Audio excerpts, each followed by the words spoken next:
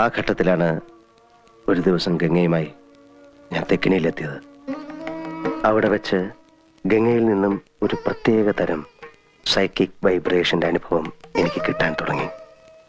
വേദനയോടെ ഞാൻ മനസ്സിലാക്കി, ഞാൻ അന്വേഷിച്ച് നടക്കുന്ന മാടമ്പിള്ളിയിലെ യഥാർത്ഥ മനോരോഗി എൻ്റെ അടുത്ത് നിൽക്കുന്ന ഗംഗയാണെന്ന്. ഗംഗയിൽ എന്തുകൊണ്ട്, എവിടെ വെച്ച്, എങ്ങനെ ഈ രോഗം ഉടലെടുത്തു? ഒരിക്കൽ നീയുമായിട്ടുള്ള വിവാഹാലോചന വരെ എത്തിയ ശ്രീദേവിയുടെ സാന്നിധ്യമാണോ ഗംഗയുടെ രോഗകാരണം? അതറിയാനാണ് അന്ന് ഞാൻ ശ്രീദേവിയും കൂട്ടി അമ്പലത്തിൽ പോകാൻ പറഞ്ഞത്. പക്ഷെ ഗംഗയ്ക്ക് അതൊരു പ്രശ്നമേ അല്ലെന്ന് എനിക്ക് വളരെ വ്യക്തമായി. പഴങ്കഥയിലെ നാഗവല്ലിയുടെ ഒരു കാര്യം പറഞ്ഞ് ഗംഗയെ പ്രകോപിപ്പിക്കാൻ ഞാൻ ശ്രമിച്ചു. നാഗവല്ലിയുടെ ചിലങ്കയെ ചൊല്ലി എന്തൊക്കെയോ പറഞ്ഞ് ഞാൻ ഗംഗയോട് എതിർത്തു. ഗംഗ പ്രതികരിച്ചു അതിശക്തമായി.